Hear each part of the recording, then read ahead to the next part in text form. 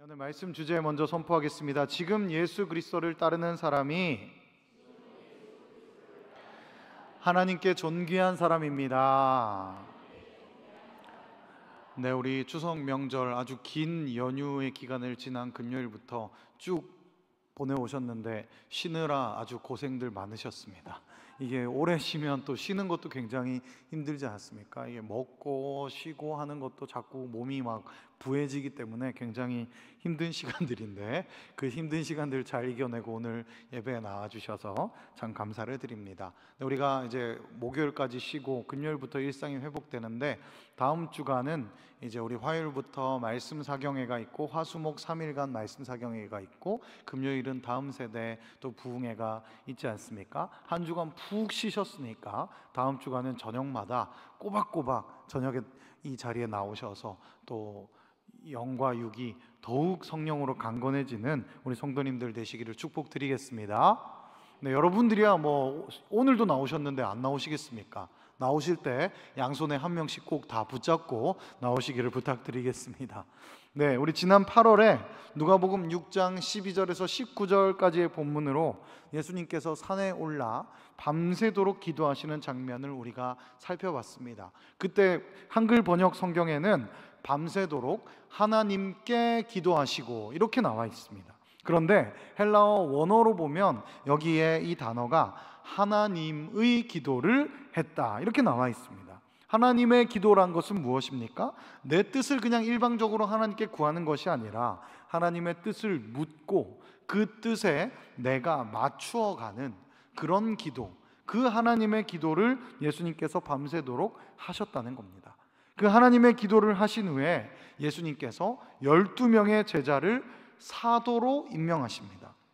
12이라는 숫자는요 12지파로 구성된 이스라엘을 상징하는 수거든요.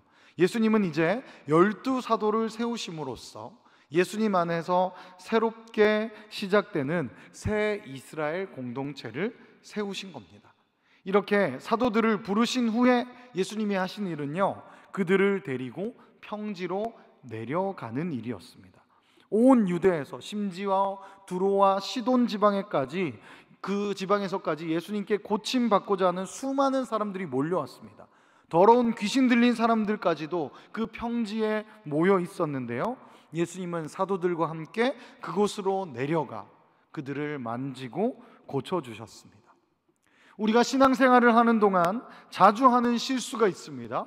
은혜의 자리, 부르심의 자리에만 머물고자 할 때가 많다는 겁니다. 은혜 받아서 성령이 충만해서 그 은혜 받은 사람들끼리 모여 있으면 너무 좋잖아요. 그런데 예수님은요 제자들과 함께 치열한 삶의 현장으로 내려가셨습니다. 우리도 내려가야 합니다. 그래서 지난 설교 때 강조해 드렸습니다. 우리의 삶의 현장으로, 우리의 가정으로 우리가 믿음을 가지고 내려가야 된다 했고요. 또한 교회에서도요 예배와 양육의 자리에 그 은혜로운 자리에만 머물 것이 아니라 사역의 자리로, 섬김의 자리로, 교사의 자리로, 성가다의 자리로 어떤 부서로도 내려가야 한다 말씀드렸습니다. 주님이 우리에게 은혜 주시는 것은 하나님 나라 확장의 사명을 감당하라고 주신 것임을 기억하면서 사명의 자리로 내려가는 저와 여러분 되기를 간절히 소망합니다. 우리 지난 말씀 복습하는 차원에서 지난 말씀의 주제도 한번 선포해 보겠습니다. 예수님의 제자는 예수님과 함께 삶의 현장으로 내려가는 사람입니다. 네, 계속해서 예수님과 함께 내려가는 저와 여러분 되었으면 좋겠습니다. 자, 이제 오늘 본문을 볼 건데요 오늘 본문을 포함해서 6장 20절에서 49절까지의 예수님의 설교가 있는데요 이 설교를 예수님의 평지 설교라고 부릅니다. 예수님의 평지 설교의 첫머리가 뭐냐면 오늘 봤던 20절이죠. 가난한 자는 복이 있나니 이렇게 나와요. 여러분 이 구절 어디서 많이 보셨지 않습니까? 사실 마태복음 5장에 이 비슷한 것이 나옵니다. 마태복음 5장부터 이어지는 예수님의 설교를 우리가 산상수훈이라고 하죠. 산 위에서 내려주신 말씀이다. 산상설교의 첫머리가 팔복입니다. 어떻게 됩니까? 심령이 가난한 자는 복이 있나니. 그래서 이 마태복음의 산상수훈과 누가복음의 평지 설교가 비슷한 것 같죠? 비슷한 부분이 있고요, 다른 부분도 있습니다. 이 산상설교는 산 위에서 주신 말씀이고요, 평지설교는요 지금 평지로 내려와서 하신 설교입니다. 산상수훈은요 마태복음 5장을 보면 그 대상이 무리들입니다. 무리들을 보고 말씀하시는데, 평지설교는 오늘 본문을 보면 그 대상이 제자들이죠. 마태복음에서는요 산상설교를 하신 이후에 10장에 가서야 12사도를 부르시는 장면이 나오는데요, 누가복음에서는 사도들을 먼저 불렀어요.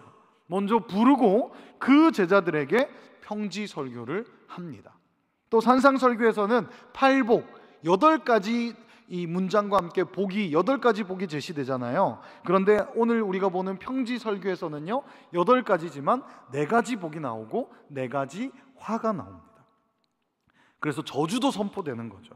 비슷한 것 같은데 다릅니다. 그래서 초대교회 교부였던 어거스틴이라고 하는 그 신학자는요 이것은 예수님께서 다른 장소에서 다르게 했던 두 편의 설교다, 이렇게 얘기를 하기도 했습니다. 그런데 이제 우리 종교개혁자인 존 칼빈을 비롯해서 오늘날의 대부분의 성경학자들은 이 본문과 산상설교를 마태도 누가도 각자의 기록 의도가 있기 때문에 예수님의 원래 설교를 마태는 마태의 의도를 살려서 기록하고 누가는 누가의 의도를 살려서 기록했을 것이다. 출처는 같은데 신학적 의도에 따라서 버전이 좀 다르다. 마태 버전이 있고 누가 버전이 있다. 이렇게 대부분의 성경학자들이 말을 하고 있습니다. 제가 이 어려운 내용을 왜 말씀드리냐면요, 그러니까 지금 우리가 오늘 이 본문을 마태복음에서 봤던 팔복의 의미로만 볼 것이 아니라는 거죠. 누가복음에서 누가가 이 본문을 기록한 의도가 있으니까 누가복음의 본문의 구성 안에서 누가는 왜 이 본문을 이렇게 이 위치에 넣었는가를 생각하면서 우리가 보자, 그런 차원에서 지금 산상수훈과 평지설교의 차이점을 잠깐 설명해 드렸습니다. 자, 누가의 입장으로 한번 우리가 보겠습니다. 12명의 사도를 산에서 불렀다고 했죠. 그렇게 해서 새 이스라엘을 시작하셨습니다. 그리고 산에서 지금 평지로 내려왔어요. 그리고 평지에서 설교를 하시는 거죠. 그런데 그 설교의 내용이 지금 복과 저주가 나오는 겁니다. 그리고 다음에 볼 거지만 27절부터는요 예수님의 제자라면 어떻게 살아야 하는지 법이 나와요. 원수를 사랑해라, 뭐 어떻게 해라 제자들의 법이 나오죠. 여러분, 지금 이 구조가요 고대 근동 지역에서 한 나라와 나라가 언약을 맺던 방식과 유사합니다. 그리고 지금 이 구조가요 이스라엘 백성들이 여호와 하나님과 언약을 맺을 때의 모습과도 유사합니다. 출애굽기에서 하나님께서 모세를 불러서 이스라엘과 언약을 맺자고 하시죠. 그때 시내산에 모세와 12지파의 장로들을 불러서 거기서 언약을 맺으시거든요. 그리고 모세가 그 시내산에서 율법을 받고 내려와서 백성들에게 언약의 법인 율법을 가르쳤죠. 신명기에서는요 다시 광야 2세대들에게 그 법을 가르치면서 신명기 27장을 보면 복과 저주를 선언합니다. 하나님의 언약의 법을 잘 지키면 네가 들어가도 복받고 나가도 복받고 머리 되고 꼴이 되지 않을 것이다. 하지만 그 법을 어기면 들어가도 저주받고 나가도 저주받고 꼴이 된다. 뭐 온갖 저주가 너희에게 임한다. 고대 근동에서는요 이렇게 두 나라가 언약을 체결할 때는 반드시 복과 저주를 선언했었다고 합니다. 이 언약이 깨어져서는 안 되는 이유를 복과 저주를 기록해 놓으면서 강하게 선언했던 겁니다. 이 언약을 잘 지켜라, 안 그러면 너희는 끝장난다, 이 언약에 잘 머물러라 하는 그런 차원에서 언약을 맺을 때 복과 저주를 선언했던 겁니다. 예수님께서 새 이스라엘 공동체를 산에서 12사도를 세우면서 시작하셨다고 했죠. 언약을 맺는 겁니다. 지금 산에서 내려왔어요. 그래서 설교를 하시는데 복과 저주를 선언하십니다. 그리고 이어서 그 나라의 법을 선포하고 계시죠. 그러니까 지금 이 누가복음 6장의 구조가 새 이스라엘이 예수님 안에서 하나님과 새롭게 언약을 맺는 장면으로 우리가 해석할 수가 있다는 겁니다. 그래서 오늘 본문을 보실 때 그냥 윤리적으로 복 받는 법, 저주 안 받는 법, 그거 알려주는 본문이구나, 그렇게만 볼 것은 아니고요. 우리가 예수님과 언약을 맺은 새 이스라엘 공동체구나, 새 이스라엘 공동체는 이렇게 살아야 하는 존재인 거구나, 어떻게 살아야 하는가, 이 본문을 보면서 우리의 정체성에 대한 그런 마음들을 가지고 이 본문을 보아야 할 것 같습니다. 네, 우리 함께 고백해 보겠습니다. 예수님 안에서 우리는 새 이스라엘 공동체입니다.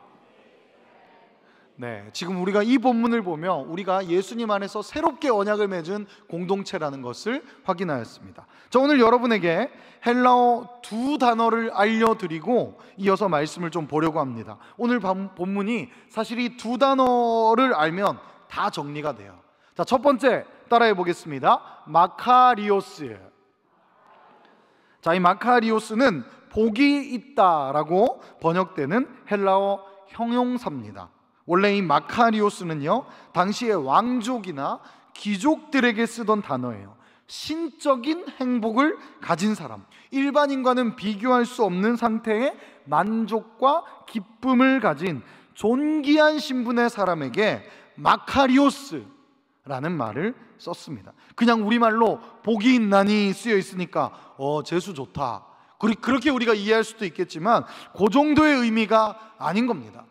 마카리오스는 가장 존귀하다, 세상에서 가장 행복하고 대단하다, 그런 뜻이니까요. 그런 의도가 표현된 단어가 마카리오스입니다. 자, 두 번째 헬라어도 배워보겠습니다. 따라해 보실게요.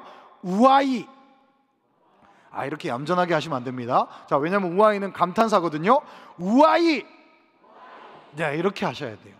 우아이는 화 있을진저라고 번역된 감탄사입니다. 그냥 우리말로 바꿔보면요, 경상도 말로 바꾸면 이런 거죠. 웃잖아 저거, 와 저거 큰일 났네, 저거 망했네, 저거 저 인간 저거, 와 웃잖아 어째, 우아이, 이런 느낌입니다. 부정적이고 비참한 일이나 혹은 그런 일을 당한 사람을 보면서 혀를 차면서 아이고 저거 어쩌노 저거, 혀를 차면서 표현하는 저주의 감탄사가 우아이예요. 예수님께서 오늘 새 이스라엘 공동체와 언약을 맺으시면서 마카리오스, 복 있는 사람과 우아이, 화를 당하는 사람에 대해 알려주시는 겁니다. 어떤 사람이 존귀하고 복된 마카리오스의 사람이고 어떤 사람이 정말 비참하고 불쌍한 우아이의 사람일까요? 20절을 보시면요, 예수님께서 눈을 들어서 자신을 따라오니 제자들을 보면서 말씀하십니다. 너희 가난한 자는 복이 있나니 하나님의 나라가 너희 것이며. 예수님께서 어떤 사람이 마카리오스라고 말씀하고 계십니까? 이어서 20절에서 22절까지를 보면 가난한 자, 배고픈 자, 우는 자, 사람들에게 미움받고 욕먹고 버림받는 자가 마카리오스, 복 있는 사람, 세상에서 가장 행복한 사람이다, 이렇게 말하고 계세요. 여러분, 우리가 이 말씀을 오해해서는 안 됩니다. 단순히 돈 없고 가난하고 배고프고 울고 슬픈 사람이 복 있다, 그 문자적으로만 볼 것 같으면 노숙자들이나 감옥에 갇혀 있는 사람이나 그런 사람들이 다 복 있는 사람이다라고 해석될 수도 있겠죠. 물론 우리가 마태복음의 의미를 살려서 이 가난한 사람은 심령이 가난한 사람, 마음이 겸손한 사람, 하나님께 애통하는 사람, 그렇게도 우리가 볼 수 있겠지만 오늘 누가의 의도로 봤을 때는 저는 그거보다는 조금 더 다른 부분을 보려고 합니다. 여러분, 오늘 이 말씀의 중요한 포인트는요, 20절을 다시 보십시오. 너희입니다. 너희. 평지설교는 예수님과 함께하려고 모여있는 이 제자 공동체들, 그 제자들을 보면서 한 설교지 않습니까? 그들이 바로 너희죠. 이 너희들이 어떤 사람들입니까? 예수님을 따르기 위해 자신들이 붙잡고 있던 걸 내려놓고 포기하고 예수님 따르기를 선택한 사람들입니다. 베드로, 안드레, 야고보, 요한, 물고기 잡던 어부들이죠. 그런데 배도 물고기도 내려놓고 아버지도 놔두고 예수님을 따라 나섰습니다. 세리, 레위, 마태복음 썼던 마태죠. 세리 레위는요, 세금을 걷던 일을 하고 있었습니다. 세간에 앉아서 그 일을 하고 있는데 예수님이 이 세리 레위를 보면서 나를 따르라 했을 때 그 자리를 다 내버려 두고 모든 것을 버려두고 예수님을 따라 나섰죠. 지금 예수님 앞에 있는 너희라고 부름받은 그 제자들은 진짜 예수님을 따르면서 가난해졌고 배고파졌고 울게 되었고 사람들에게 미움도 받고 조롱도 받았습니다. 그러니까 20절에서 너희 가난한 자는 복이 있나니 라는 이 문장에는요, 한 내용이 생략되어 있는 겁니다. 나 예수 그리스도를 따라오기 위해 너희 가난한 자는 복이 있나니, 이렇게 우리가 이 본문을 볼 수 있겠죠. 여러분 잘 생각해 보십시오. 우리가 예수님을 진짜 제대로 잘 믿으려면요, 이런 과정이 반드시 따라오게 되어 있습니다. 우리가 세상 속에서 하나님 나라 백성답게 정직하게 깨끗하게 살려고 하면요, 다른 사람들보다 반드시 손해를 봅니다. 왜냐하면 사람들은 손해 안 보려고 편법과 불법과 타협과 속임과 그런 꼼수들로 열심히 살거든요. 그 와중에 우리는 그렇게 정직하게 살려고 애쓰는데 그 와중에 우리는 교회 앞에 또 열심히 헌금 내면서 살잖아요. 11조 하죠, 뭐 건축허시죠, 감사, 뭐 선교, 구제, 또 이웃사랑 헌금, 민들레 헌금. 이 자리에 오신 분들은 헌금 많이 하시잖아요.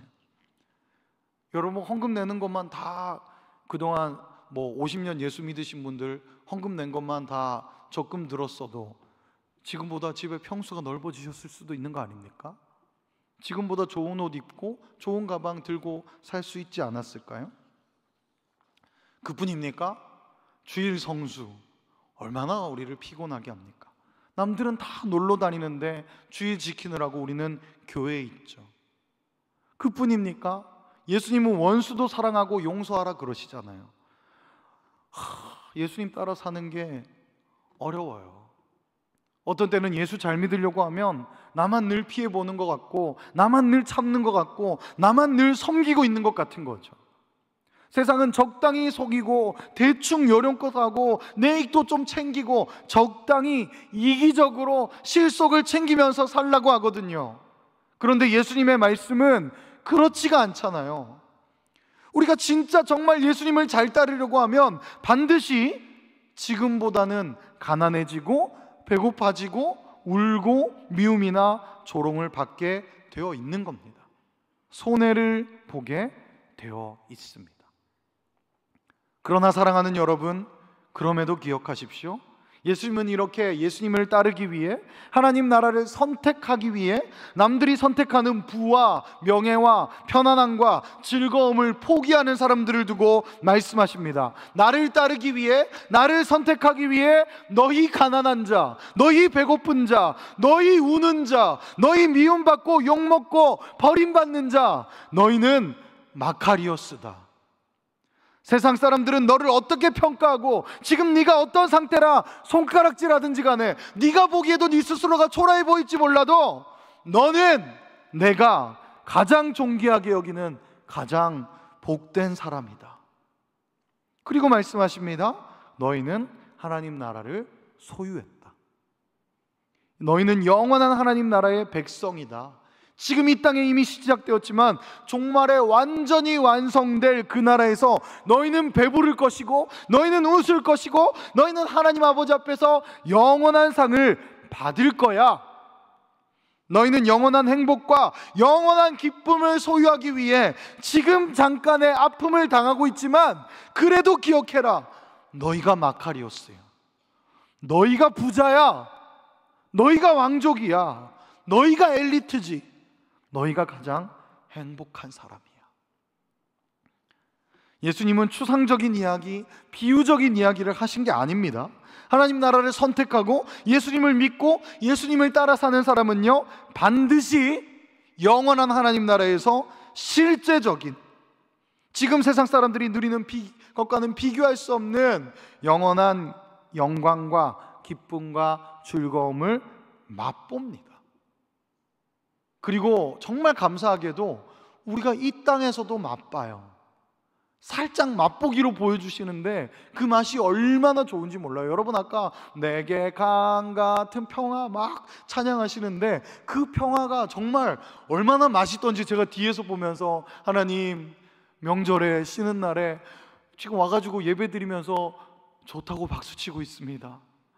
하나님 얼마나 맛있으면, 하나님 주시는 평화가 얼마나 기쁘면 우리가 무화과가 없고 감람나무도 없고 아무것도 없는데도 이렇게 박수치며 기뻐할까요? 여러분 그 맛을 아시잖아요. 잠깐 맛보기로 우리가 보는 건데 그 맛이 너무 좋아서 그 영광과 그 아름다움을 사모해서 지금도 주님 따라가기를 주저하지 않고 담대함으로 기쁨으로 살고 있지 않습니까? 그 기쁨을 이 땅에서 많이 맛보시면서 계속해서 마카리오스, 하나님 나라를 소유한 자의 삶, 예수님을 위해 손해보는 것 주저하지 않는 삶을 사시기를 축복드립니다. 우리 옆 사람과 인사해 보실까요? 물질의 손해보다 영적 손해를 두려워합시다. 네, 그래야죠. 썩어 없애질 것을 손에 잡기 위해 애쓰지 마시고 하나님 나라의 영원한 영광을 손에 넣기 위해 애쓰는, 예수님만 따라가는 우리 태화교회 성도님들 되시기를 축복드립니다. 마카리오스, 존귀하고 복된 사람이 어떤 사람인지 우리가 살펴봤습니다. 이제 두 번째, 우아이, 비참하고 불쌍한 저주받는 사람에 대해서도 보겠습니다. 예수님은 24절부터 26절까지 해서 말씀하시죠. 우아이, 화로다, 저주받았다, 다 망했다. 너희 부요한 자들아, 배부른 자들아, 웃는 자들아. 여기서도 단순히 부자, 단순히 배부르고 잘 웃는 사람을 말하는 건 아닙니다.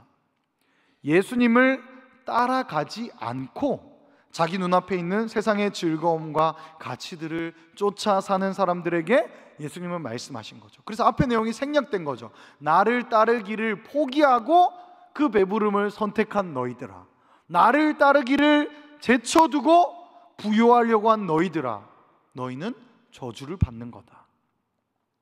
요즘 우리 담임 목사님께서 주일에 요한복음을 설교하시면서 계속 강조하시는 부분이 예수님을 존귀히 여기고 있느냐 하지 않습니까? 니고데모는 예수님을 아주 똑똑한 스승으로 인정하고 좋아해서 그분께 와서 가르침을 받기를 원했지만 예수님을 주님으로 모시지는 않았습니다. 왜냐하면 사내들인 공회원이었어요. 자신의 지위와 부와 명예를 잃는 그 손해가 두려웠기 때문에 밤중에 예수님을 찾아왔지만 그 즉시 예수님을 주로 모시지는 않았습니다. 또 우리 38년 된 베데스다의 병자는 어땠습니까? 예수님께서 그의 오랜 병을 고쳐주셨지만 그는 유대 지도자들에게 공격받는 것이 두렵고 사회적 신분을 손해볼까 두려워서 자신을 살려준 예수님을 유대 지도자들에게 가서 고발했습니다. 오늘날도 마찬가지죠. 세상 사람들이 왜 교회에 나오는 것보다 차라리 내가 절에 가지, 차라리 내가 성당에 가지, 왜 그런 얘기를 합니까? 거기 가면 손해를 좀 덜 보거든요. 사실 아직도 우리나라가요, 절에 다닌다고 비웃는 사람들 잘 없어요. 절은 뭐 1년에 한 번만 가거나 아니면 안 가도 초파일에 그냥 그 연등에 자기 이름 몇 번 새겨놓아도 나는 불교 신자야 말하잖아요. 성당도 어떻습니까? 제사 지낼 거 다 지내라고 하고 술 담배도 다 하라고 하잖아요. 그런데 교회는 유독 한 분의 구원자, 오직 예수만 믿어야 된다 하면서 주일 성수 철저히 가르치죠. 물질의 헌신과 여러 헌신들 강조하죠. 술 담배뿐만 아니라 삶의 여러 도덕적인 높은 수준들을 가르치면서 사람들을 피곤하게 하거든요. 예수를 따르기 위해 물질의 손해를 본다? 예수를 따르기 위해 내 안락함의 손해를 본다? 예수를 따르기 위해 내 인간관계의 손해를 본다? 세상 사람들은 그걸 바보짓이라고 생각합니다. 그래서 안 따르는 거예요. 그래서 선택하지 않습니다. 내가 예수 믿고 평생 피곤하게 사느니 예수 안 믿고 평생 떵떵거리면서 즐겁게 행복하게 살겠다, 사람들은 말합니다. 그러나 예수님은 그들에게 말씀하시는 거죠. 이 비참하고 불쌍한 것들아, 너희가 영원히 울고 배고프고 고통스러울 날이 있을 것이다. 종말의 날에 너희는 잠깐의 이 기쁨 때문에 나를 버렸지만 너희는 영원한 치욕의 장소에서 영원토록 울며 굶주릴 것이다. 우아이, 우짤래 너거. 생각보다 우리 인생은 길지 않습니다. 명절이라서 다들 가족들 보신 분들도 있고 안 보신 분들도 계실 건데, 저는 본가가 처가가 다 울산이라서, 또 저희 외갓집, 저희 큰 집이 다 울산이라서 한 날에 그냥 쫙 한 번에 다 돌거든요. 다 돌면 저희 외할머니가 살아 계시니까 가서 보면 이제 참 뭐랄까요, 마음이 이상해요. 저는 저희 외할머니를 보면 아직도 어릴 때 할머니가 간장에 밥 비벼주면 할머니가 간장에 비벼준 밥 먹으면서 비디오 보던 그게 생각이 나는데, 우리 아들, 딸이 그때 저보다 나이가 많아졌어요. 징그러워요, 솔직히. 우리 애들이, 저는 아직도 제가 20대 같은데 걔네가 벌써 중학생이고 저는 이제 40이 넘었잖아요. 여러분도 다 20대 같으신데 마음은 20대지만 지금 뭐 여기 보니까 웬만하면 5, 6, 70대 앉아 계시잖아요. 시간이 금방 가잖아요. 금방 지나가는 우리 인생, 반드시 마지막이 있고 주님 앞에 설 날이 있는데, 사랑하는 성도 여러분, 가장 존귀한 것을 붙잡기 위해 그보다 하찮은 것은 담대히 내려놓으시기 바랍니다. 함께 고백할까요? 하찮은 세상 것 하찮게 존귀한 주님은 존귀히 여기겠습니다. 그러실 수 있겠습니까? 사실 원래 여기 더 센 워딩을 제가 넣었다가 지웠어요. 하찮은 세상 것 잡고 있어봤자 똥입니다. 원래 그렇게 적었다가 설교 때 같이 하기엔 좀 애매하네 싶어가지고 일단 바꿨어요. 네. 여러분, 그 붙잡고 있어봤자 하나님 앞에 가면 제가 돈이 이만큼 있습니다, 제가 해외여행 이만큼 했습니다, 그거 하나님 앞에 가서 계산할 거 아무것도 없어요. 똥입니다. 똥. 버릴 거죠. 존귀한 주님만, 존귀하신 주님만 가장 존귀히 여길 수 있는 저와 여러분 되었으면 좋겠습니다. 오늘 두 단어 알려드렸습니다. 첫 번째, 하나님 나라를 위해 예수님을 따르는 선택을 하는 사람은 마카리오스, 가장 복되다. 두 번째, 하나님 나라를 포기하고 당장 눈앞의 즐거움과 이익을 쫓는 사람은 우아이, 영원한 저주를 받는 불쌍한 사람이다. 자, 이제 결론으로 우리가 한 부분만 더 보려고 합니다. 오늘 본문을 잘 보시면요, 주님께서 마카리오스, 우아이 선포하는 이 가난한 사람과 부유한 사람들이요, 그 선택을 언제 하는지가 중요해요. 언제 하냐면요, 따라 하시겠습니다. 지금. 한 번 더 해볼까요? 지금. 어떤 사람들은 그래요. 이런 설교를 듣고 이런 말씀을 읽으면, 목사님 무슨 말씀인지 잘 알겠습니다, 하나님 나라를 선택하고 예수님 따라가는 거 나중에 좋아지면 할게요, 수입이 좋아지면 할게요, 건강이 좋아지면 할게요, 내 마음 상태가 좋아지면 할게요, 우리 자녀가 다 크면 할게요, 우리 자녀가 대학 가면 할게요, 어떤 조건이 나아지면 나중에 그때 가서 할게요. 나중 좋죠. 그런데 예수님이 그렇게 말씀하시지 않잖아요. 예수님은 지금 나중에 선택하는 자, 나중에 따라오는 자를 말씀하시는 게 아니라니까요. 예수님은 지금 가난하고 지금 배고프고 지금 울고 지금 조롱받는 자들을 말씀하십니다. 지금 우리의 삶의 연장, 지금 그 자리에서 지금 하나님 나라를 선택하라는 겁니다. 지금 우리가 예수를 선택하며 살지 않는다면 지금 이 순간에 우리는 예수보다 다른 어떤 것을 더 존귀히 여기며 사는 겁니다. 제가 한번 묵상하면서 만들어낸 말인데요, 요즘 우리 믿는 사람들이 복화술사들이 많은 것 같아요. 여러분, 복화술사들이 어떤 사람들이에요? 입하고 나오는 게 다른 사람들이죠. 우리는 예수를 믿는다고 말을 해요.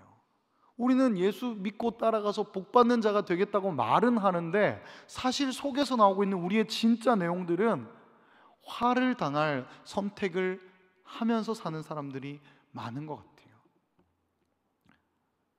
그래서 실제로 오늘 말씀과도 연결되죠. 우리가 복만 추구하는, 예수만 선택하는 사람이 돼야 되는데 사실 우리의 삶의 선택들을 보면 화를 추구하는 그래서 복과 화를 같이 추구하는 복화술사들이다. 그런 묵상을 오늘 설교를 하면서 한번 생각해 봤습니다. 우리가 예수를 믿는다고, 예수를 따라가면서 진짜 복을 누리겠다고 말은 하지만 실상은 우리가 그때그때마다, 지금마다 예수를 포기하고 내가 유리한 것들을 선택하지 않습니까? 사랑하는 성도 여러분, 복화술사가 아니라 복술자들 되시기 바랍니다. 지금 예수님이 원하시는 선택으로 살아가는 저와 여러분 되기를 소망합니다. 요즘 사람들에게 재테크가 필수라는 말이 있어요. 재테크는 필수적으로 하는데 왜 하나님이 주신 교회 공동체 앞에 헌금은 선택적인지 모르겠습니다. 요즘 해외여행 한 번도 못 가본 사람들이 어디 있느냐, 그런 말들 하는 분들도 있던데, 해외여행 가는 건 필수가 되는데 주님 나라 위에 주변의 지체들을 섬기고 돌보는 지출은 왜 선택적이 되는 것인지 잘 모르겠습니다. 아니요, 사실은 압니다. 저는 알죠. 뭡니까? 지금 자기가 좋아하는 걸 선택하는 겁니다. 지금 자기에게 더 유리하다고 생각되는 걸 선택하는 거죠. 지금 자기가 더 존귀하다고 생각하는 가치를 선택하는 겁니다. 우리가 믿는다고 하면서도 그런 거죠. 사랑하는 성도 여러분, 저도 그렇고 여러분도 그렇고 지금 예수님이 원하는 선택을 하고 지금 예수님을 따라 하나님 나라를 세워나가는 선택을 할 수 있기를 소망합니다. 손해보는 것, 예수 믿기 때문에 손해보는 것 지금 하셔야 됩니다. 나중 말고요. 목사님 자꾸 꼭 지금이어야 됩니까? 나중 하면 안 됩니까? 꼭 지금이어야 됩니다. 왠지 아십니까? 우리에게 나중이 없어요. 나중이 어디 있어요, 여러분? 죽음은 우리 코앞에 있습니다. 제가 이 나가다가 계단에 엎어져서 죽을지 어떻게 알아요? 우리 인생은 그렇잖아요. 여러분, 며칠 전에 같이 예배 드렸던 분이 그 다음날 돌아가시는 게 우리 인생 아닙니까? 아무도 몰라요. 우리에게는 오늘밖에 없습니다. 내일이 어디 있습니까? 내일은 하나님이 우리에게 베풀어 주시는 은혜죠. 거저 주시는 선물이죠. 나중, 내일, 미래, 우리에게 손에 잡히지 않는 것들이에요. 지금 우리 손에 잡히는 건 오늘이고 지금이죠. 나중으로 미루면서 지금 내 눈앞에 즐거움을 쫓다가 갑자기 돌아가시면 어떡할 거예요? 예수님은 오늘 말씀으로 우리에게 강력하게 말씀하고 계십니다. 지금 하나님이 기뻐하시는 선택을 해라. 그게 너의 영혼을 책임지고 그게 너에게 영원한 기쁨과 생명을 줄 거야. 지금 우리가 하는 이 선택들을 모아서 하나님은 아름다운 내일을 주실 줄로 믿습니다. 우리가 구약을 읽다 보면 사무엘상에서 그런 이야기가 나와요. 엘리 제사장이 자식들도 제사장들인데 그 홈리와 비느하스가 하나님께 드려야 할 것들에 손을 대고 그것을 계속 갈취하는데도 아버지가 하지 마라 그래도 아버지 괜찮아요 나중에 고칠게요 그랬잖아요. 그들을 향해 하나님께서 하셨던 말씀이 있거든요. 사무엘상 2장 30절 말씀인데요, 우리 마지막으로 한번 읽어볼까요? 같이 읽겠습니다.